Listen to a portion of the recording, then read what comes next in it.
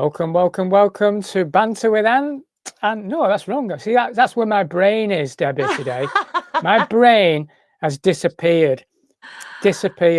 So, Banter with Debi Evans. What did you say? A brain? I said What Banter was with that? Ant. Brain. Oh, I'll tell you what. Where did it go? I literally have lost the plot over the past 2 or 3 weeks completely. Yeah. And it's no surprise with the madness of this world. Literally, you find yourself in a spin. It's just bonkers. Crazy. Don't forget, by the way, we had a full moon as well last night, and the sun is behaving very badly. So everybody keep an eye on the sun, because we've got huge coronal holes and loads of solar flares. So people with medical devices, people that get migraines, people with epilepsy, you know, all of those medical conditions, or anxiety, all of those medical conditions could be affected, as could cyber outages, phone outages, stuff. So keep an eye on the weather. It's absolutely pouring with rain here, blowing a gale. We've just had a flood alert, so that's interesting. So it's pretty wicked weather, wicked weather in Cornwall today. Well, you've got what we had yesterday, so we just passed it on to you. I think it was horrendous yesterday, but it's clear today. No, you're getting more. It's coming in from the west. Oh, we're getting more, are we? Oh, yeah, great. You're getting it. I look We're going to forward be to that. sending it to you. Oh, lovely. Something to look forward to then. Well, last night I was in Liverpool last night. I was very fortunate to be added to the guest list to the Iconic show in Liverpool. So it was lovely to see Gareth Ike again. And it was a really good show. But I met a lady who recognised me, Debbie, and she was very lovely. And she sat next to me, and she recognised me because she watches our show on a Friday. So she might be watching right now. Well, hello. And here she is. Here's hello. Nicola. Hello, Nicola.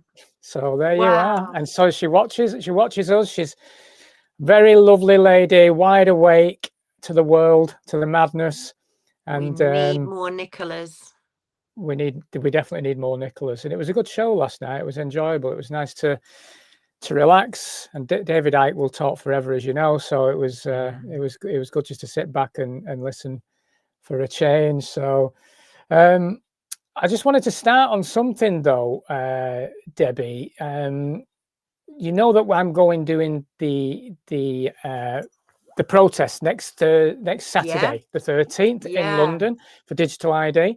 Okay, so I know for a fact. I thought I want to bring this up. Actually, I know for a fact because I've actually read some of the emails that's come through that Tommy Robinson asked the Met Police for the organizer to move the digital ID where it's positioned next Saturday. So he's been in touch with the Met and asked for it to be moved so he could do his Christmas service that he's organized. So it's all happening on the 13th now in the same area, which is going to be interesting. But I'm just hoping that we have Christmas spirit on that day and there's no trouble, because these things tend to have a recipe for disaster, and it's hugely disappointing that the Met are involved in such a way, really, when this has been organised actually for weeks and weeks by the digital ID organisers. So yeah, I thought I'd bring that up because it's quite interesting, really, because Tommy had a big event recently, a big protest where there was over 1 million, a massive protest. And he had Elon Musk on the screen. Now, Palantir have just signed a 1.5 billion deal with the MOD to cover London and its AI tech. And Tommy is obviously propped up with Elon Musk, and Elon Musk is a very long-time friend and business partner of Alex Karp of Palantir and Peter Thiel. So I just wanted to bring that link in, really, because I think it's important as we are being pushed into this digital tyranny.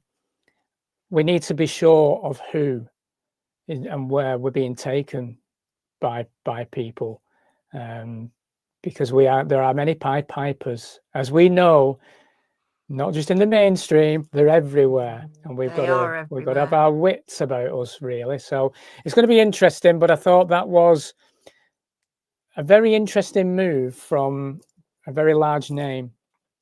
I think it's a very interesting move, and I think Palantir You know, every time I hear Palantir, I shudder, because Yes. every single person that is watching in the UK that has got the NHS app on their phones or on their tablets is signed up automatically to Palantir, because it's Palantir that are handling your data. But Palantir, they haven't just infiltrated the Department of Health with the app. They've infiltrated the police. They've infiltrated the Ministry of Justice. Alex Karp and Peter Thiel are both transhumanists. And I mean, transhumanism is something that I've been talking about for a very long time, where you're going to integrate your phone into your body. But you know what? I just want to, I was out and about the other day, and I was talking to this random lady at a Christmas market, lovely Christmas market. And we were talking about digital ID, and she thought that it would be quite convenient because she travels a lot. She thinks that e-cards and, you know, boarding quickly on a plane, etc., was great. And I said to her, look, I said, she was, you know, she had some nice jewelry on, and she looked as though, you know, she wasn't starving. And I said to her, would you put all your jewelry in your bag with all your medical documents, with all your financial documents and your passwords and all of your confidential information, perhaps, and your, you know, your private photographs and all the rest? Would you take it to Tesco to do the weekly shop? You know, all your gold, you know, stick your gold watch in there, stick everything in there, stick your house keys in there, absolutely everything. Would you do that? And she said, well, no, don't be ridiculous. Of course I wouldn't. And I said, but that's what you're doing on your phone. I said, everything that is precious to you. You know, even Apple are doing digital ID where you can have your passport on your phone now. So if you get to the airport and you haven't got your passport, don't worry, it's on your iPhone. But the trouble is, if your iPhone is stolen or you lose it, I mean, we've got purple lines in Oxford Street because they're being swiped. Phones are being swiped all the time. So if you lose your phone, or you have it stolen, what then? All of your financial details, your passwords, your photographs, your maybe private communications, your health information, all of it is just being hacked by who exactly? And I just think it's mad. Why would anybody want to walk around with everything precious that they owned? Leave your phone at home. Make the mobile phone immobile. That's far more effective than anything else, I think. I don't know how true it is, and I'm going to look into this, but I've heard that Apple are not making any more after 2030. Now, where would that can say that it's going to lead to if that's the case? Because it won't be a phone anymore, will it? No. And then the plans are already rolled out. So the phone, do you remember when iPhones first came out, you know, everybody was kind of like singing and dancing about it. And then all of a sudden it was updated to iPhone 2, and then it was iPhone 3. And I think, what are we on now? About iPhone 16. So they Something like update them. It's the same with your computer. You know, you don't buy a computer for life anymore because it needs updating. It needs new programs, and the old one's redundant and the new one comes in. So, you know, as far as I can see, what they're going to do is get rid of the iPhone. Because I mean, who wants to walk around with a brick? Because I don't know, it's really weird. When they started off with these phones that were big, and then they all became They did. little and everybody loved them, and then now they've all got bigger again. So what they're going to do is integrate the phone into the body. So you'll be upgrading your body, not your phone anymore. So there'll be different kinds of upgrades that you can have. So the transhumans 1, they'll be maybe upgraded to transhuman 2, or will they? Will you be able to afford to upgrade to a transhuman 2, or will you be put out for spare parts? And you know, how does this work? So one by one components, I mean, they've already doing it. They've got haptic clothing. So you've got clothing with sensors in them, bed sheets and bed linen with sensors in them that are picking up your vital signs and sending them off to some cloud. Everything's going to be embedded in your body, microchips. Yep. Yeah. Well, I mean, they're already. How are we going to track the migrants? We're going to have to chip them, aren't we, like animals? And to keep us safe. Of course, everyone needs to be chipped, don't they? To keep us, no, only to keep us safe. It's to keep us Of course safe it and is. Of secure. course it's to keep us safe. Of course it's always for our convenience, you know. Oh, do you know what? British government, World Economic Forum, if you're listening to this by any miraculous chance, you know, we know how. We're not stupid. The public are not stupid. And this is what cheeses me off more than anything. It gets my goat, because they put out this rubbish, this complete rubbish. And it's not just the legacy media, mainstream media, that are doing it. It's alternative media too. Some alternative media, they're putting out these stories and this rubbish. Just, you know what, folks, this is what's ahead if we don't put a stop to it. We have to stop using our phones. I know it's difficult, and I know a lot of people are addicted to them, but that was the whole idea. Convenience over control. Walk down to your doctor's surgery and ask for a prescription. Use paper and pen. You know, when I've got a friend who's conveyancing at the moment, who's selling their house and moving, it took them 2 months to find a solicitor that would be able to do it with paper, that they didn't need to upload digital apps and goodness knows what. I mean, this is mad. This is not convenience. This is hell. We all know what it's like to phone to phone a company and be put on an answer phone and then get loads of different menus, and it takes you half an hour to get through that. Now you're not even going to get through to a human. You're going to get through to a chatbot online. You're going to get through to your doctor online. You don't know if you're talking to a doctor or a chatbot. This is mad. Ditch the phones, everyone. Ditch them. Yeah, there's certainly, this transhumanism agenda is quite clear to those that will want to look into it. Most people in the street won't accept it at the moment, and it'll be it's definitely the boiling frog thing, as it always is. You know, they're just slowly 100%. simmering away. Well, but it's definitely happening. Everything, and transnational, transgender, and the transgender was the first stage to transhumanism. It's just getting us used to it. It's getting used to seeing different things. So now it becomes normalized. Yeah, I totally agree with you. Everything's normalized, and that's why they play the long game, because humanity will just creep into it, sleepwalk into it. You know, like they have these glasses now, don't they? Where pretty much you can take photographs on there and this, that, and you know, it's happening. You get people used to being a robot, being a cyborg. And the thing is, you won't be able to tell the difference. Who's a robot? Because there'll be artificial intelligence robots. Who's a robot and who's a transhuman and who's a human? You know, like you look on screen and you see things and you think, oh, is that real? That can't be real. And you don't know. And now you're going to be walking around the street thinking, is that a transhuman or is that a robot? You're not going to know who's who. And eventually humans 1.0, which is what we are, we're going to disappear. We're literally going to disappear. Blade Runner. Yeah. Remember the film Blade Runner? Yeah, I do. like that. Yeah, it is. Yeah. It's definitely heading that way. Well, it is when you come to talk about CBDC as well, and whether everything, you know, blockchain, it's in your face. It's saying you're chained. You'll have a block, you'll be chained, and everybody will be able to see your financial details. Your employer will be able to see them.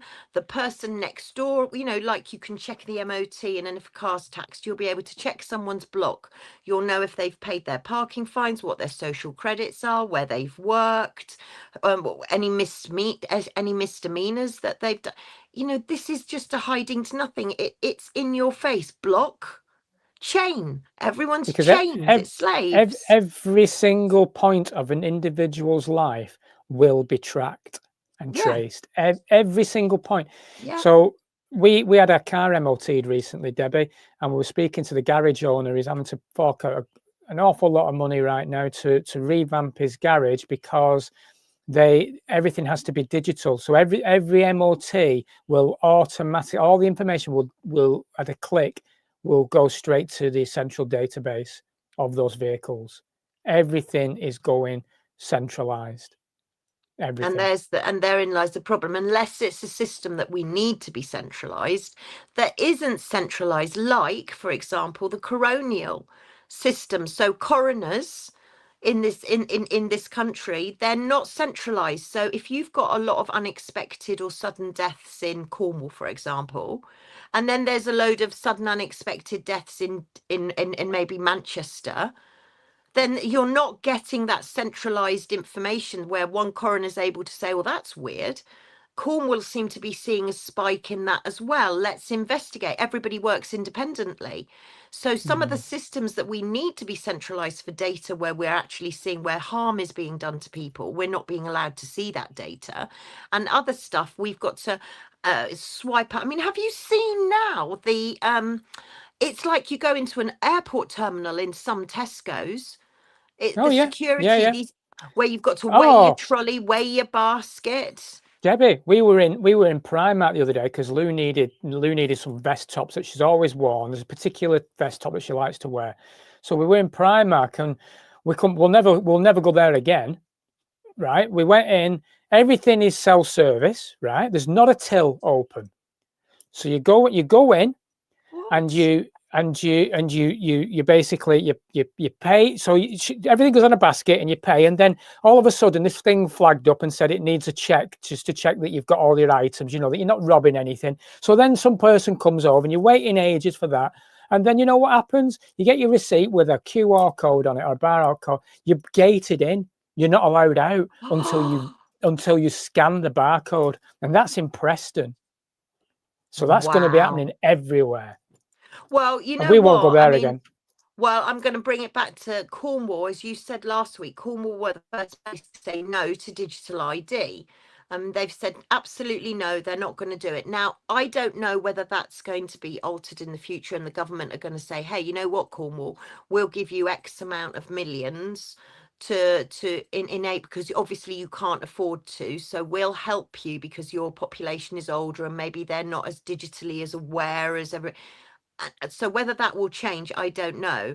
But I have to say, you know, there are many things in Cornwall that it's like walking back into the, I don't know, beginning of the noughties, the late 90s. I mean, we're still putting cash in the car park machines. The butchers and the greengrocer are cash only. And it seems like everybody's just carrying on as though the digital ID thing isn't happening, because now we've said no to it. Cornwall have said no to it. It's almost like everybody's just carrying on as normal. And it is kind of surreal being here in Cornwall, because I hear what's going on up country and I see what's going on with the auditors as well, and I hear from people like you stories like that. A lot of our supermarkets, they don't have self-service. We only have tills. We're back in the 1990s with that. You know, it's lovely. There's never any, if there's a long till, they open up another checkout. It's only the really big supermarkets like Asda that have got the self-service in the scan and go. But it's kind of like a little idyll, Cornwall, and we seem to be resisting it quite quietly. And of course, Cornwall want to be their own country, so maybe this is going to be the start to devolution and to federalism, maybe. Well, maybe you'll need a new neighbour soon when I move down to Cornwall.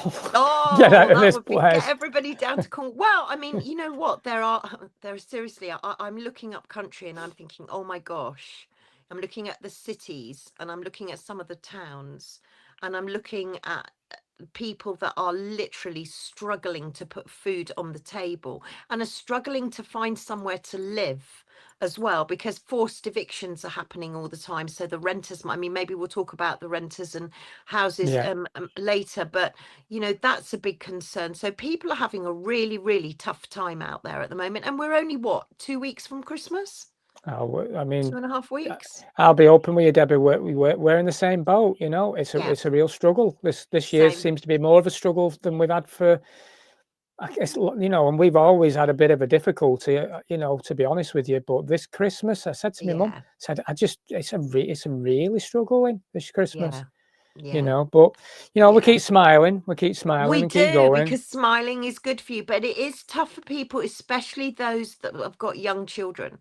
And you know that every parent in the country wants their child to have a lovely Christmas. They just do. And it's really, really hard. I'm watching some people really, really struggle. But on a good note, you know, we had the Christmas lights where I live. We had the Christmas lights switched on. All the mums and dads were out there with their kids. There were pushchairs, there were buggies, there was Christmas trees, there were pretty lights. Everyone was singing. The church bells were ringing.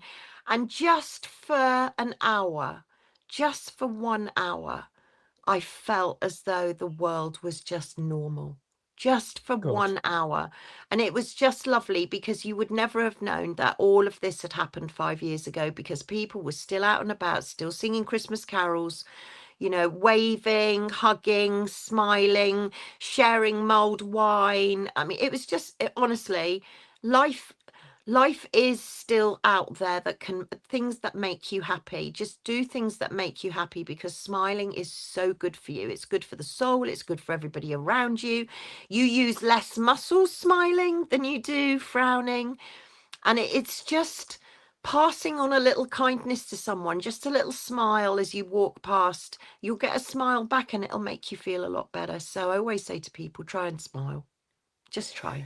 It's very important. Before we move on to some of the topics we've got listed to talk about, when we had the pub, so when the whole madness happened in 2020, that Christmas, I decided that I was going to have a Christmas party outside the pub, because so we took it on the street, and my daughter sang all night. Brilliant. We had mulled wine, but I tell you what, no, I was trying to hug people. They were all avoiding me, and I was, you know, because obviously they were all terrified. But yeah, what a wild time. Honestly, it's so good. People, you know, people go to the doctor because they're anxious, or maybe they're feeling a bit low and a bit depressed, and the doctor says, oh well, you know, I'll give you some antidepressants because it will recalibrate your brain chemistry. And I feel like saying to them, what do you mean my brain chemistry? No, nobody's done a test to see what my brain chemistry says. Why do you think my brain chemistry is up the chute, when actually all that person needs at the time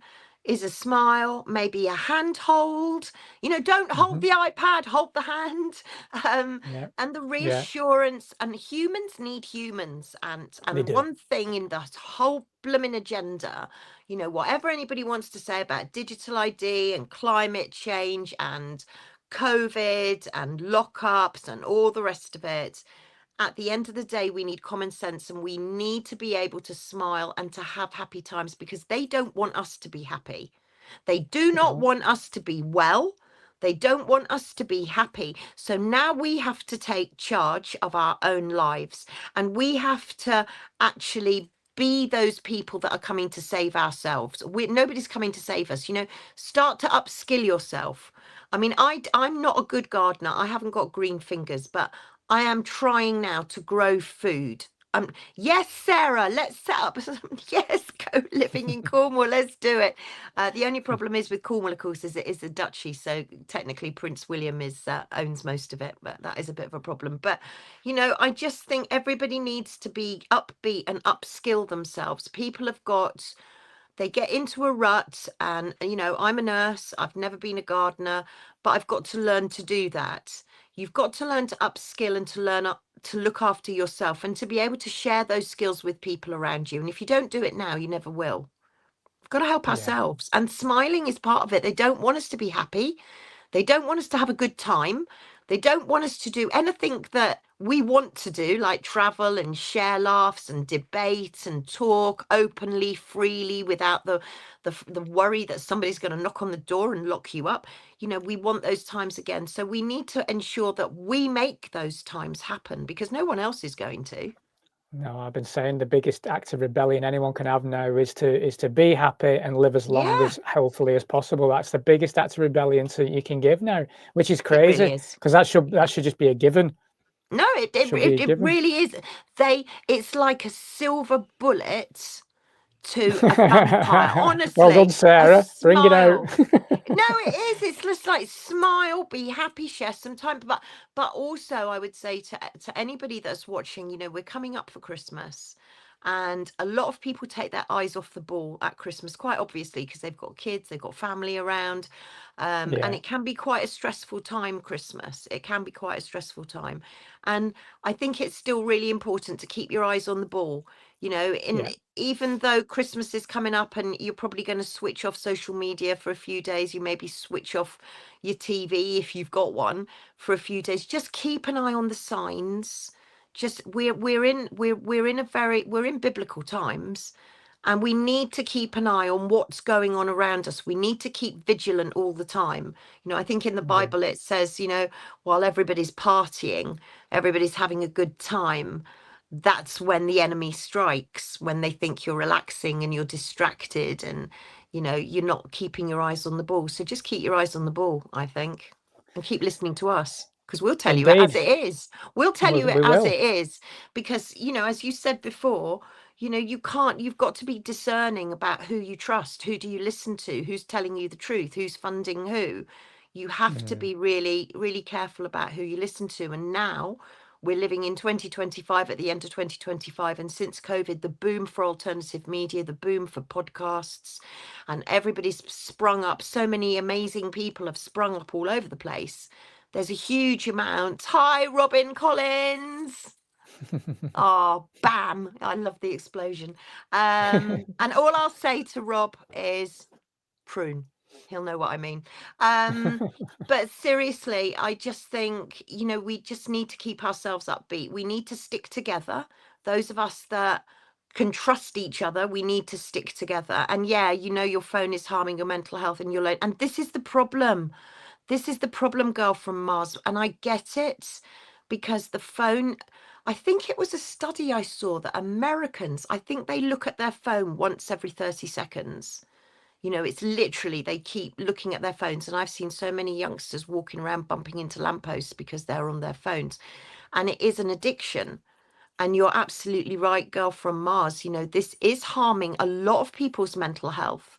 And it's so sad that you feel lonely without it. And what I would say to you is get out the front door and talk to some people, or find a group, or maybe limit yourself to how much mobile phone usage. I mean, I'm not saying we should give them all up, because we won't, but I think perhaps we should have maybe a couple of hours a day where we stick it in a box and we don't look at it, and we just do what we want to do, whether that's a bit of gardening, or sit down in the chair and have a few winks, or watch EastEnders, or some stuff to zone you out. You know, just take some time out away from the screen, and maybe detox a little bit. So one week you're putting it in the box for 2 hours, and then maybe the next week you're putting it in for 2.5, and just ease yourself off like you would anything that you get addicted to. Just do it gently, and you'll go out without your phone as well. Go out, you'll find it liberating, because there's nobody interrupting you. My kids want to know where I am all the time. Where are you? How long will you be? Well, actually, do you know what? I'm not taking my phone, so don't try and get hold of me. So I think if we can just detox a little bit, digitally detox, and stay away from our screens, and maybe start having meals all together when you've put your phones in a box and you're not allowed, you can talk around a table. Go back to the time that we did things like that. We cared about food. We said grace. We talked about our day. We maybe ranted a little bit, but we got it off our chests. And that's gone now. Yeah, stand in the park is so important. And I think if we could get everybody alerted again to stand in the parks, because you'll meet people in your own community, because when the phones go down, when the internet goes down, when everything goes down, you've only got those people in your local community. It's my iPad that's my undoing. Yeah, Steve, I hear you. I'm the same. And I'm sorry if it looks like I'm in a goldfish bowl, but I'm actually on my iPad now. And I'm terrible, because I prefer the iPad to the computer. So I'm in the boat as well. I'm in the same boat. So what I've done, genuinely what I've done, and my friends will tell you, I go out now and I do not take my phone. End of. I don't take it. I'll just answer Steve's question from earlier on. Was Ike's event last night ticketless? No, Steve, it wasn't. It was a ticketed event that you needed to get through Iconic. But yeah, it was in Liverpool last night. It was really good. We've got quite a bit to get through. We're halfway through the show already. Let's do it. So let's see what we can pull through. Let's see what we can pull through. The first thing I wanted to bring up, which is really, really important, and it's come through this week from Mark Sexton, the ex-police officer, he released a statement this week. He's been working behind the scenes. People might know the fact that he worked very heavily during the COVID time at trying to bring notice to police and to the harms that are being done by the medical interventions that were being put out into the public. Well, it's come out this week about something called Operation Tala. And that is 5,000 to 10,000 crime police reports submitted by the public in a short period of only a few months in 2021 were rejected by the UK police under the secret guidance of Operation Tala, where we're told to ignore mass crime reports, basically telling people that it was anti-vax conspiracy nonsense. So this is a big thing that's happening right now, which the mainstream media are certainly not going to touch. I'm just going to play a little bit from Catherine McBean, who's been part of that group as well. I can't play Mark Sexton's because it's 10 minutes long, but I would recommend that you, if you've not seen it or heard it, then please just go and have a listen. But let's have a quick listen to Catherine. Let me just find that.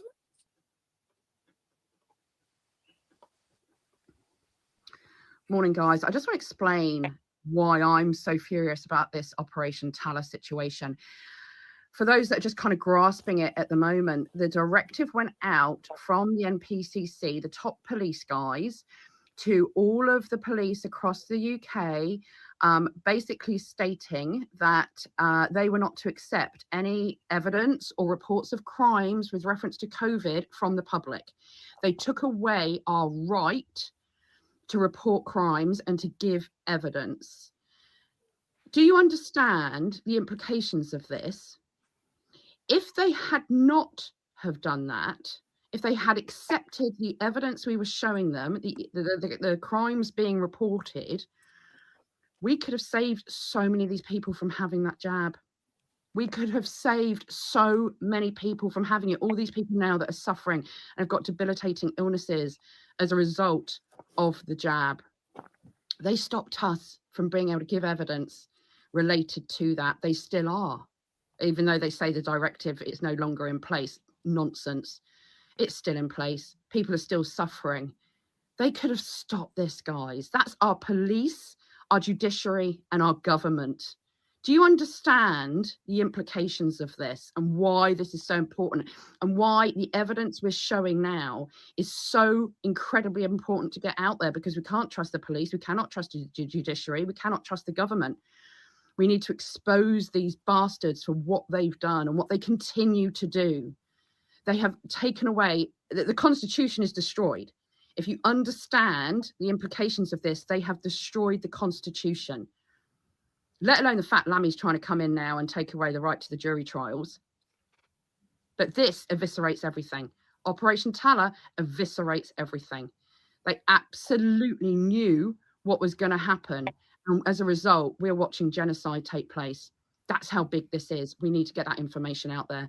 I'm just so furious. We could have saved these people if they'd done their job and they'd stuck to the law, and they didn't. And I'm furious about it. And we need to expose the establishment for what they have done to the people of our nation.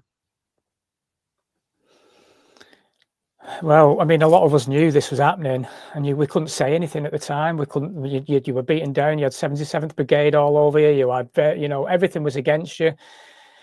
And it's sad. It's sad to say that people sold their souls massively in all areas, be it from the hospitals to the doctors, to the police, to the politicians, to the scientists, all above board. All of them sold their souls out massively. And when we're talking about transhumanism, this is all part of it as well. It's all part of it. I mean, the only thing that shocks me about that video really is the fact that she's so angry. Because, she's looking at Operation Tala and going, we've got to expose this. This is absolutely shocking. And I'm sitting here scratching my head and thinking, yeah, well, that's what the nurses and the doctors were doing. I mean, we knew everything that Operation Tala is exposing is we've known about for we've known about for ages. I mean, you know, the police do not work for the public. They don't work for the public. It's as simple as that. They work for the Crown.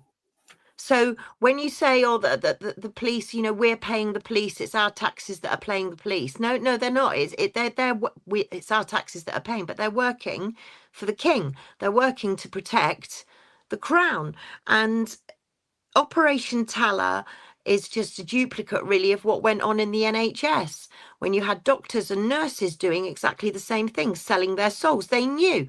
I'm sorry, but somebody like June Rain, for example, CEO of the MHRA, she's the similar age to me. She did a similar training to me.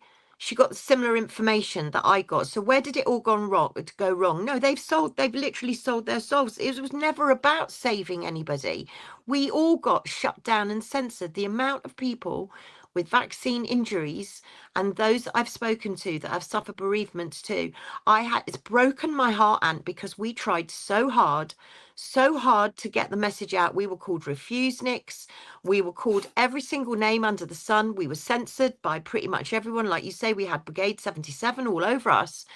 The intention was never about saving anyone. The intention was about harm all the time. We've got to remember that. And for me, we're living in a banana republic. You know, she was talking there about Tala, then she was talking about the jury trials, and I know that you want to talk about that as well, but we're also talking about the last couple of days. It seems to have been announced that democracy in this country is on hold. So we're not going to have any elections either. We're not going to be voting. So everything's gone on to hold. So we're literally living the United Kingdom, for anybody that's living abroad, we're living in a banana republic. And no, I wouldn't want to be in their shoes for what's about to happen, Rob. But the problem is anything going to happen to them? Or are they all going to get, I mean, they've all slithered off now. Matt Hancock slithered off. Boris Johnson slithered off. You know, all these people that were responsible and that were the faces during the pandemic, they're all slithering off. Will we ever get to Nuremberg too? I'm starting to think that this whole period is going to be obliterated from history. Just like, so we're going to go straight to 15-minute cities, and all of this destruction, this Build Back Better destruction, is going to be completely obliterated from history. The more I think about some of the information, some of the investigations that have gone, also investigations in the alternative arena, you know, corona investigations and pandemic investigations, and then you've got the COVID inquiry from the official narrative. All of that's been a data harvest. All of it's been a data harvest into what happened. And I just think that the 100 years, this probably from, I don't know, the 1930s, maybe the end of the Second World War to present day, it's just going to be eradicated from history, and it's going to be some form of Atlantis. Did it happen? Didn't it happen? Because there's no documentation. Well, they seem to be gearing for a reset. Can I just mention, Girl from Mars, if you're struggling, can you please reach out? Yeah, absolutely. Absolutely. And start off, Girls from Mars, start off by not taking it out with you just for half an hour. Don't worry, nothing, you're going to be fine. There's still phone boxes, believe it or not, and there's still other people with phones that you can use, but just try for half an hour a day doing without your phone and finding something else. And absolutely keep smiling. Find something else to replace it with, because it's very difficult to go cold turkey on something if you haven't got something to replace it with, and there's always someone to talk to, so please reach out. There'd been a big bust up in my pharmacy a few years ago with a chap who had his wife killed by the jab. Yeah, see, people are angry now, and people are starting to realize what's actually happened. As my mother said, I mean, my mother was one of the people that took the injectable, but it was only when she read it in the Telegraph that she believed what I'd said for months and months. But it was because it was in the Telegraph. That's right. That's the programming. That's the heavy programming we're all under, and most people are still under that spell, unfortunately. Yeah. Moving on from Operation Tala, because I would recommend anyone to look into it themselves. We haven't got enough time to dedicate it to today, but I'm sure there'll be more to come. But yesterday, the Home Office announced that facial recognition cameras are going to go everywhere. Well, you know what? Not that I weren't predicting that. It's not difficult to predict, really, is it? However, it was on Good Morning Britain, so let's play this. A tool for fighting crime or a threat to privacy. Whatever you think of facial recognition, it could be coming to a street near you. Under new proposals, ministers want cameras dotted across the country. They trigger an alert when they spot a suspect. They'd be linked to an image database of wanted people. And all this would be overseen by a watchdog, ensuring human rights are respected. I think if we don't use it, we're not making the best use of a limited resource. And artificial intelligence is here to stay. We need to embrace it. We need to make sure we use it effectively and ensure that the police are using it in a way that's transparent and open and is open to scrutiny. The Metropolitan Police has been using the tech for 2 years. It was deployed at Notting Hill Carnival this year. The force says it's helped to make 1,300 arrests, including rapists and violent criminals. It's also been reported police could be granted access to people's passports via the national database. That's got human rights groups worried that the proposals are too vague and the risks too great. We want the police to have to get independent authorization to use the technology. We want to make sure that people can only be put on watch lists for good, legitimate reasons.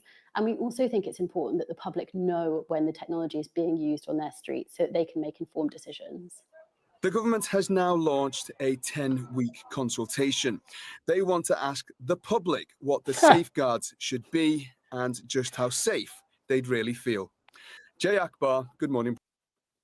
They want to ask the public, like they give a shit about what the public think. They're going to do it anyway. Bullshit. It's tokenistic bullshit. And, you know, everything that they're saying, that police, whoever that police guy was, you know, oh, AI is here to stay. No, it's blooming well not. You know what? I watched a video the other day that said that it was 16%, it needed 16% of the population to tip something over the line. So if something was going to become a craze or a fad or whatever it was going to take off, be viral, it would have to go to that critical mass of 16%. We've got to fight, but we've got to say, no, why is it, Ant, that two little letters, N and O, are so difficult for people to say? Why? Well, now's the time. It's a big fat no. You really do. I mean, honestly, this is so serious. We are going to be in a digital nightmare, a digital prison, and it's going to be a one-way ticket. Can't get out. I just bring up what Cheeky Sprite mentioned, and she's very right. The cameras that have been put up very close to where I live, and I'm aware of what they're capable of because I've looked at the tech. They do know from a movement of a body. They're able to identify that way. Now, in Spain recently, let me just bring this article up. There was a big fine in an airport, 10 million euros for its biometric system. So there is a law against this. There is law involved that they're ignoring. Not that they bother because they'll just bring in legislation, but my understanding, I'm crap at this. We need people like my friend Cal Dispel to explain it better than I can. But I think they could be in trouble as well, as if people are aware of their rights on this. You know, they're potentially opening themselves up as well, and we need to expose that if that's the case. 100%. In fact, it was Spain. Keep an eye on Spain, because Spain have suddenly started to introduce, and the UK are going to do it the same too. They're going to introduce masks back again. So Spain have been the first off the block. So keep an eye out for what's going on in Spain, because I know quite a few Brits that have got homes in Spain and they've gone. They've literally gone. They've got up and gone. And that saddens me, because they say to me, you know, oh, you should get out of the UK. You should get out. But it's my country. It's my home.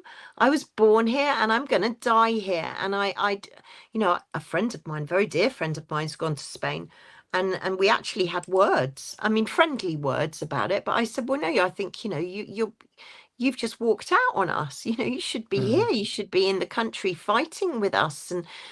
And she said, no, I'm done with it. I can't live in a place that's become so totalitarian. And I said, so, you know, what about the rest of us? Because I'm not going to abandon my country. This is my country. I was born here and I'll die here. And And it's as simple as that. So I get saddened when I hear that people are leaving the country and going to other countries, and then I hear what's happening in those countries, because it's happening globally. You know, this agenda is global. It doesn't matter where you are in the world, unless you happen to be on a tropical island in the middle of nowhere, literally. You are going to get impacted by this. Wales has gone back to masks again. Yeah, Cheeky Sprite, I've heard too that that England is considering going back to masks as well because of flu, of course. So yeah, flew off, of course. It's flown back again now. Yeah, that's because everyone's bloody immune systems are knackered because they all took an intervention. Yeah, 100%. Honestly, it drives me mad. It drives me mad. I've heard, if you haven't tried it though, I've heard that tuning fork therapy is extremely helpful for anybody that's suffering vaccine injuries, frequencies, or feeling a bit anxious, or feeling a bit lonely, or a bit low because it's Christmas coming up. Then have a look at tuning fork frequencies. Are you all right to hang on 10 more minutes than we normally hang on for? Will you sure. have time? Because I think we're going to struggle to get all this in. I to be honest know. with you, let's throw Mr. David Lammy on. Oh, do we have to? Well, don't have to. Trigger warning. Trigger warning. Trigger warning. Today, magistrates hear about 90% of criminal cases. In fact, only 3% of trial cases in England and Wales will ever go before a jury. And almost 3/4 of all trials going to the Crown Court will continue to be heard by them under our changes. First, I will create new swift courts within the Crown Court with a judge alone deciding verdicts in triable either way cases with a likely sentence of 3 years or less. Sir Brian estimates that they will deliver justice at least 20% faster than jury trials. Today, I can announce up to £34 million per year in additional funding for criminal legal aid advocates. Alongside these changes, we will increase magistrates' court sentencing powers to 18 months, so they can take a greater proportion of lower level offending and relieve pressure on the Crown Court. We are pulling every possible lever to move in a positive direction, and my ambition for the backlog to start coming down by the end of this Parliament remains, and I commend this statement to the House. Yeah. Oh, bullshit, David Lammy. Absolute #bullshit. Sorry, every single word he said there was just rubbish, wasn't it? Yeah, well, I've got more of Lammy. I'm sorry to wind you up on this, but no. I think it's just that we've got to get this so we can discuss it. But yeah, I'm as wound up as you are. There'll be many people watching the show who recognise that sometimes reform is necessary if you want to reduce a backlog for everybody at large and actually save the system that's the cornerstone for the more serious trials. And that's what the government's intent on doing. We've got to invest more, we've got to modernise, and we've got to reform. All three of those things was what Sir Brian suggested if we want to reduce the backlog in our courts. And I'm determined to do that on behalf of victims right across our country. And I think I'm sorry, but who deems what's serious? Well, I mean, this is insanity. It's insanity. I'm just looking to see, actually, because he's a lawyer, isn't he? He's actually. I don't know what he is. He's a pain in the fucking David, ass. That's what he is. I think he was. I'm just looking. Yeah, he studied law at the School of Oriental and African Studies, University of London. He was called to the bar in 1994, studied for a Master of Laws degree at Harvard University. So he has got a legal background. But I mean, he's basically saying that that it's going to be the computer says no, because what else did he say? He said criminal advocates and legal aid advocates, that's not solicitor or barrister, is it? So they're going to go. You see, this is what makes me laugh. The doctors who are going on strike, they're the turkeys at Christmas. Lawyers, they're also going to be turkeys at Christmas. And there's a lot of greedy lawyers out there that are still wanting to charge an awful lot of money to people that have been injured or that need a case taken, but they won't take them on. But they're going to be all these lawyers and barristers, they're all going to be the turkeys at Christmas. And now we're going to be moving into an era where we're all guilty before we're innocent. And we're going to have our fate determined by a chatbot or a robot or an AI. And then what if the AI makes the wrong decision? Do we get a chance to appeal it? I don't think so. No, this is the whole point of this digital infrastructure. This is why it's absolutely important and imperative that we refuse this digital ID, because that's the gateway to allowing all of this to happen. The whole point, they talk about backlog and saving money and all that. It's a load of shite. It's basically so that we can say a hurty word on Twitter and we get a sentence from an AI judge. And Musk, let's talk about Musk again, you know, because he pens himself as this good guy.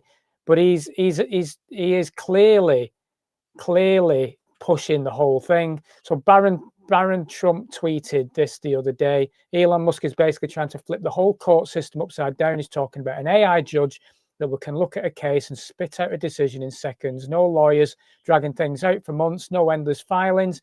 None of the nonsense that turns simple disputes into life ruining bills. And honestly, you can already see why the people who profit from the current mess are freaking out. A fast, clean system with no games, that scares the hell out of them. They built, but it's not. It's all about transhumanism. It's all about digital prison. That's what it's about.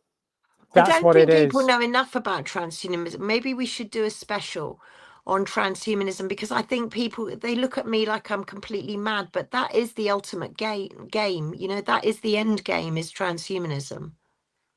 But then they talk about this, Debbie, that came out again, and this is, I think this is twice I've read something on like this. So 12 more prisoners released in error, with 2 still missing. And this is the other day, this. But that's all. How is this being allowed to happen when we've got satellite CCTV everywhere, infrared cameras everywhere? How is this happening? It can't possibly be happening. But what they'll do now is they'll use these examples to chip people, and they'll say, well, the only way that we can track people is to chip them. So now they'll have to chip innocent British public, all because 2 prisoners have gone missing and we can't find them. Exactly. That's exactly what it is. Let me play something a bit more positive, though, because there was a barrister that's pretty much ripped Lammy apart the other day, which is a little bit of a good watch, really. So we can put her on, because this needs balancing, and I know that the more people are aware of what's going on, the better, really, because this is terrifying. The question that David Lammy is going to be grappling with today is, where do we draw the line? Very now that he's going to move the line for citizens, people watching your programme, as to when they are entitled to trial by jury. Now, in my view, if somebody is going to lose their liberty for a significant period of time, lose their job, potentially lose their family, lose their ability to travel, lose their good name, these are serious offences. And David Lammy has done the media round this morning speaking about people pinching bicycles and nicking phones and juxtaposing those against rape victims. And that's a very effective strategy. He could come and do my job and be very persuasive, I'm sure. But I conduct rape trials almost every day of my working life, and I see the real delays. And I've never seen a rape trial held up by somebody who's pinched a bicycle. I know what the real delays are. I know where the real remedies lie. And so do the criminal bar, and so do the judges. And we've liaised with Sir Brian Leveson, and we've liaised with the government, who has been doing a big inquiry into all of this. Yeah. And the question really that I pose to David Lammy is that if he went to the Christmas party tomorrow and was wrongly accused of sexual assault, and that's an either way offence. It's not an either way offence that he's giving as an example, because it's a difficult one. Would he be happy to be tried by a single judge sitting alone and not 12 people with diverse opinions and diverse backgrounds? Because our judiciary are brilliant. They are great lawyers and they are public spirited people. But I'm afraid to say they're not special at deciding facts. If we had a circuit judge in here now to decide who stole what, or who touched who, or who drove the car dangerously, they would be no better equipped than you or I or anyone else on the street to decide. In fact, they might be less well equipped, because they will be case hardened. Okay. If you hear your 5th sexual assault of the month, you hear your 10th death by dangerous driving in 2 years, you would become case hardened. Any one of us would, because they're only human. And so we have an excellent system of dealing with middling to serious criminal offences. This is a misdiagnosis and it's a wrong turn. In terms of the backlog, you obviously know that there's an issue here. You see it every day. Yes. Are there other solutions then that you think exist that the government could bring forward? Yes. David Lammy is missing solutions 1 to 99 and jumping to solution 100. I sit in murder trials and the defendant is being held in custody and somebody needs to drive a van from the prison to the court and they don't manage it. They don't manage it on day 1 or day 2. They don't manage it for weeks and we sit there waiting and time is lost. I sit in courtrooms where we have to send the jury home because the boiler is broken and they're sitting there in hats and scarves and they can't decide the verdict in a child rape. We deal with cases where the air conditioning won't work and the cells are too hot to keep human beings in them. And so we waste another day. It is endless. And all this government needs to do is open the wallet, I'm afraid. And you get what you pay for. And we're starting to lose sight of what we are trying to do in our courts. We are not trying to convict as many people as possible, as quickly as possible. We are looking for justice. And we are looking for justice for complainants, that Loda's quite rightly pointed out, but we are looking for justice for defendants as well. We want to get the right people convicted of the right crimes and get the right sentences. Can you see that, so the idea that not having a jury trial could help with the backlog, do you think there's any justification for that? It might shave a day off of a 4-day trial, but it's not going to shave huge amounts of time off. The truth is the evidence still needs to be heard in an open courtroom. The defendant needs to hear the case against him or her. The judge will need to consider the verdict. And at the moment, our courts work twice as hard at the end of a criminal trial. The judge sends the jury out and they are considering their verdict. They are deliberating. And the judge cracks on with the next trial. Under these proposals, the judge will have to go and sit in his or her room and write their reasons out. Some judges are not the quickest at doing things like that, and that will slow things down at the other end. So this is not a magic bullet, this is not the solution, and this is definitively a wrong turn. Bravo. Wow, I love her. Yeah, bravo. But I tell you what, isn't it interesting, though, listening to somebody that tells you what goes on behind the scenes, like, well, we have to waste time if we haven't got someone to drive a van. We have to waste time if the air conditioning breaks down. You know, all of these little things that you don't consider, the jury sitting there in hats and scarves, the fact that the judge would have to, in this new scheme, he would have to go to his office and sit and write a load of, which could take days or however long.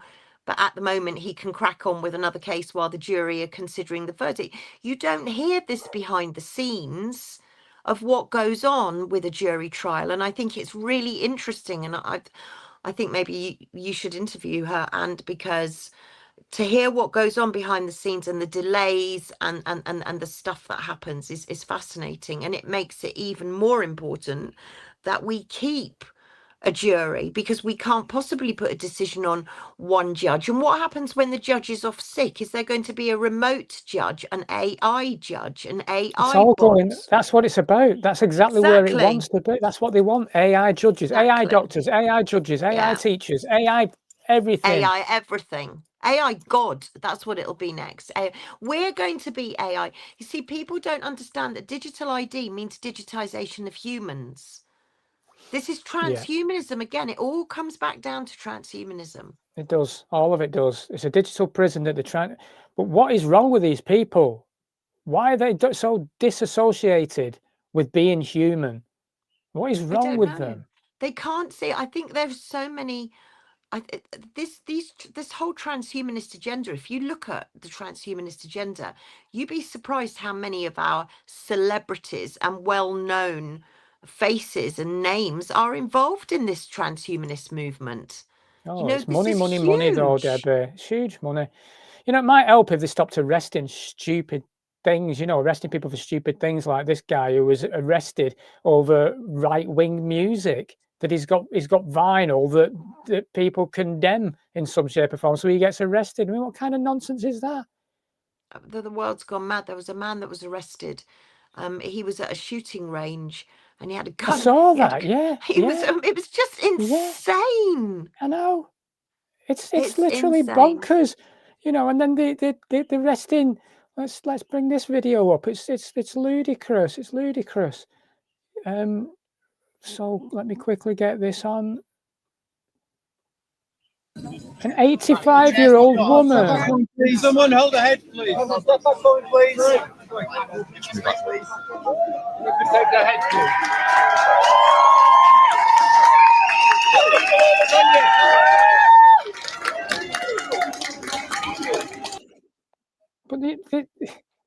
They arrested a blind man as well. There was 3 of them trying to guide him to the van because he was elderly and he was blind. He had a white stick and everything. I mean, it's just mad.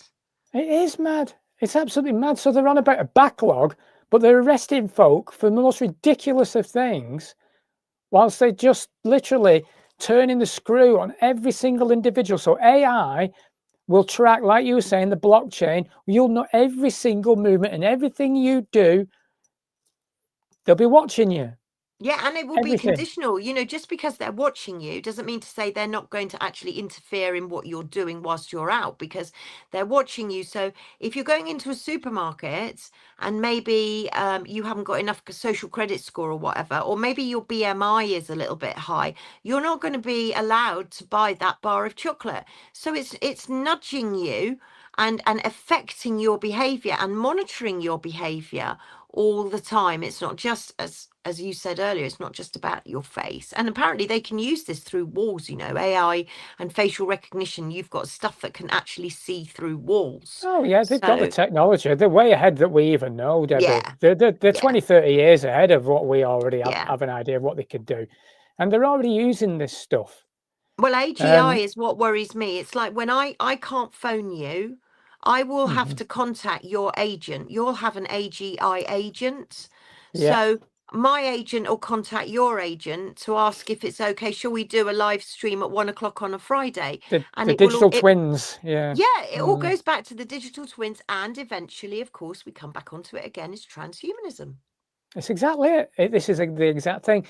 So sticking with it all, though, the trialing the universal basic income in New York. So New York's gone very woke lately. They've got a new woke mayor, and they've gone insane over there. I think we mentioned the other week where they're already trialing where you can order Uber Eats and it's algorithmic finance. So depending on where you live or your financial circumstances will depend on the price of the burger you pay. You know, that's what they're doing in New York. Yeah. And now they're doing this. $12,000 in crypto, which is a universal basic income, basically. So some New Yorkers will receive $12,000 in crypto as part of a cash transfer pilot program. Give directly as funding the program with crypto donated by Coinbase. So they receive an $800 monthly, no strings attached payment, and an $8,000 lump sum. And I wonder what you have to do to ensure that you continue to receive your universal basic income. Got to be a good citizen and comply and do everything that your government tells you. You have to serve your country.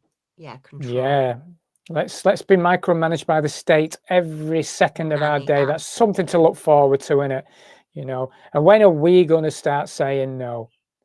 Seriously, when are the people in the street going to wake up and open their eyes and see the fact that their lives, their children's lives and their grandchildren's lives and so on are going to be ruined if we do not say no right now? I know, but I worry, you know, and because we said all of this with the injectables, we said all of this with the agenda before, and I always thought, you know, people are going to wake up, people are going to say no when it's the kids. Right. When it's the kids, when they start trying to do all of these interventions to the kids, that's when people are going to wake. But they didn't. People did not wake up. And I look at it now and I look at the whole thing again. We're going through exactly the same with digital ID as we did with COVID, in that you're telling people, and a lot of people say to me, oh, I'm not bothered. You know, what difference does my data make? It makes a huge difference. And people seem to think that, you know, well, it's okay, I don't care who has my data. Well, you should care who has your data, because they're going to keep, you know, we're going to start living in a, and I've seen it in China, where they've got barcodes on the roofs of the houses. And you don't have a number anymore. You're a barcode. So you won't have a key to your house anymore. So you can't give a key to your neighbor, or you can't give a key to a member of the family, because only a certain amount of people who are registered to live at that address will be able to access that barcode, and they will be allowed in. There'll be drones that are honing into your barcode on your roof or on your driveway in your garden to bring you whatever it is that, you know, your deliveries, your food deliveries, your medication or whatever. we're going to be living in a world where the noise of a mower, an electric mower, is going to be constant because we're going to get drones in the air above us. So, you know, the whole of society is about to change. The whole 15-minute cities, the not traveling, the barcodes, the digitization, all of this is coming in like a train. I mean, it's a huge, huge juggernaut train, if you like, that's heading our way. There's nothing we can do to stop it completely, but what we have to do is mitigate the damage, and we have to say no. And we said this with the injection. We said say no. And you're seeing now that people are becoming censored. They're not allowed to say different things about about the agenda, about anything. I mean, one of my YouTubes, I mentioned Rothschilds on it. I had a community notice at the bottom. And did you? yeah, you know, who are the Rothschilds? It's crazy, isn't it? It's like you cannot blink without somebody, but people are watching you. It's all about Big Brother. We are, I think isn't the UK the most surveyed country in the world after China, I think. Yeah, it is. Yeah, it is. And it's going to get worse. It's going to get worse. And this is why we've got to refuse digital ID, because once our identification is centralized, when everything's centralized, and they can just use the whole centralized system and it's connected to your money, they've got you. And even if people are for it, you know, even if people are absolutely for it, say, for example, they go out and they get a parking ticket and they don't realize they've got a parking ticket because it's that delay, you know, before you get your letter or you get your notification that you've got a parking ticket. Say you get a parking ticket and you're locked out of town, you can't go into town. That's the effect. It's going to have an effect on every single one of us. And especially, and maybe we'll talk about it next week, because, you know, we need to talk about the things that are going to affect people in every day.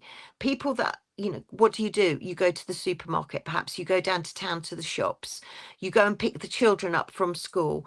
You maybe want to go on holiday. You're planning a holiday. You want to go traveling. Your son wants to go to do a backpacking gap year. Maybe another one of your children needs to go to university. Maybe you want to downsize and sell your house. You're not going to be able to do any of these things as we've done them before ever again if digital ID comes in. You're not going to be able to sell your house. You're not going to be able to buy a house. People that are renting are going to probably end up booted out of their homes. They're going to be homeless. This is how serious it is. People think that digital ID is just it's just another little, you know, a piece of the puzzle. It's not. It's a huge foundation of what the future is going to look like, where you will not be going in the supermarket, you will not be getting on the train or the bus, you won't be going to school. If you've done something wrong or your social credits aren't enough or you're not going to comply, you will not be able to access services. I said to my son, I'm really not going to do this digital ID. And I said, I realise that the electric's going to get cut off, the gas is going to get cut off. You know, all my services are going to get cut off because I'm not going to give biometric data and I don't want to be part of the OneGov login rubbish. So I am going to literally be living in darkness and freezing cold. Well, you know what? So be it. It's a line. Everyone has to find their own line for digital ID. But for me, it's a prison, and it's not just going to imprison us. I mean, you know, I'm getting on, so I haven't got a lot to lose, but I'm looking at my grandchildren, I'm looking at my children and thinking, I don't want this for them. And so I'm fighting for them because it's a prison that they're going to live in forever and there's no way back. Yeah. Before we end, I want to end on something I'm sure you'll probably want to join at some point, but I'll play it in a minute. But I just want to mention Elon Musk again, because people think he's some kind of hero. And Elon Musk has recently said about universal basic income as well. He's been talking about it, that basically you will be able to think whatever you can think of, you can have it, and that will be the future in terms of any goods and services you want, you know, because it'll all be available to you. That's his quote, you know, because he's pushing the whole agenda of the universal basic income, the transhumanism agenda. It's like, just behave yourself, take your chip, keep your vaccinations up, just do as the state tells you, and you can have whatever you want. You know, exactly. Behave yourself. Behave yourself. Do as the state. It is 1984 on steroids. It really is. I mean, do you remember? I mean, I remember when I was growing up, my grandfather, he was the managing director of a sherry company. And he was traveling all over the world, and everybody was like, oh my gosh, you know, where's your grandfather? And I'd say, oh, he's in Australia or he's in this. And back in the 60s, it was a big deal to get on a plane and fly anywhere. And then all of a sudden we had the package holidays and everybody could access everywhere and everybody started to travel.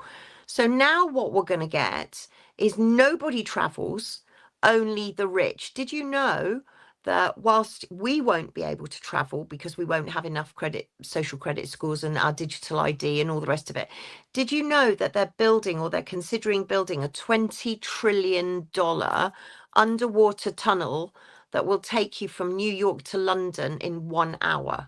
But I've of heard of course, that, it's yeah. going to only be the rich, the elite, and those with the means to be able. So we're going right back to where we were when I was being brought up and my grandfather was going on BOAC or British Caledonian, and I was like, oh, you know, you did just, people didn't get on a plane and fly. It was way too expensive. It was out of everybody's budget. But my grandfather, obviously, you know, the company paid for it. But now we're going back to those days where only the rich will be able to travel, and never mind climate change. The rich will still be flying in their electric planes. They'll still be being sucked through tubes, tunnels that will take you to New York in 1 hour. The elite, it's all for the elite. Everything's for the elite, and they just want to get rid of us and then just have a lovely planet all to themselves. Well, tough shit, isn't it? Yeah, it is. Tough, We've got to say shit. no. We've really got to say no. There's one way out of this, though, phone. Debbie. One way out of this, and that's to join the Klaus Schwab Academy. Welcome, Oh, wow. Schwab Academy. The mission of the Schwab Academy is to prepare people for the tremendous changes which will be caused by the transformation from the industrial to the intelligent age. The intelligent age is based on a combination of many life-changing technologies. Of course, artificial intelligence, but there is also quantum computing and many other technologies which will have a tremendous impact on how we live, how we communicate, and we have to prepare for those changes now. I started first with the book Thriving and Leading in the Intelligent Age to provide a kind of introduction, and now I'm looking at specific areas where I can help people to understand what's coming up and to prepare for it. Do you want to go to that, Debbie? Oh, I'm just wondering where his nuclear bunker is, where he's going to prepare for it, somewhere underground in a major and luxurious city, while the rest of us. I mean, Klaus Schwab. What can I say? What can I say, Klaus Schwab? What can I say? There was Gareth last night said something that made me laugh. It was one of the funniest moments, though, because I think it was Richard Willett said to him, "So if you wanted to ask Klaus Schwab one question, what would it be?" And he said, "Well, when I look at Klaus Schwab, he reminds me of a bollock." And he said, "I'd like to ask him, what's it like having that down there and one that looks exactly the same up there?" Well, that was brilliant. Well done, Gareth. Very good. Well done, Gareth. I do love Gareth. I do love Gareth. But I mean, Klaus Schwab, I didn't know actually that he'd written. I've got his books.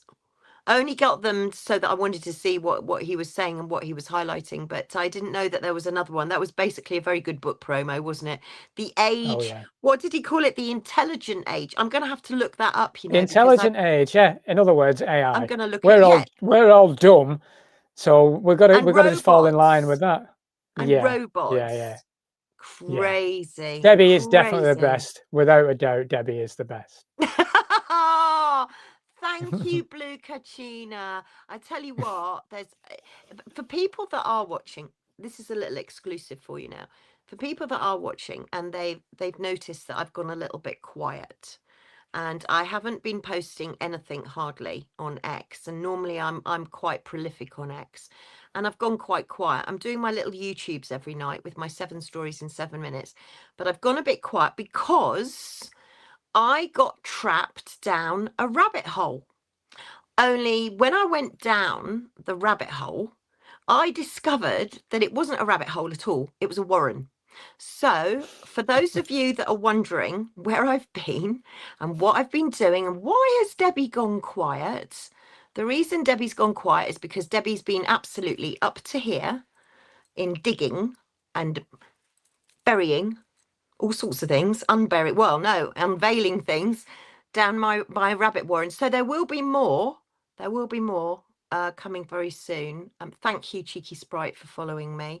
So if everybody's wondering what's happened to me and why I've gone quiet, that's why. So there'll be news coming out. I've got loads of news coming up. So keep tuned because you probably won't hear it anywhere else. Interesting times. Very. We've gone well over what we normally go over, haven't we? But I What think we've done all right to get in. I mean, there was loads more that we wanted to talk about. The Hoods and Thunderbirds. Oh yes. Do you remember when Klaus Schwab he wore that kind of, he did look as though he was in Star Wars. He did. It was some weird spacey outfit, wasn't it? Yeah. Well remembered. Well remembered. Debbie, it's been an absolute pleasure again. Always a pleasure with you, and hopefully we'll tackle next Friday with some more. The week won't disappoint, I'm sure. Not with the Muppets that we've got running the place, or I tell you, I'm running the place. I do want, though, next week, for those of you that are living in rented accommodation, or those of you who are thinking of moving, or live in a house with a mortgage, you might be interested in what I have to say next week. So keep tuned. We were meant to say that today, but it'll be next week now. Yeah, Sarah, thanks to everybody that's come and joined us, and everyone that's commented. It means a lot, and we will see you guys next week. You will. Bye, everyone.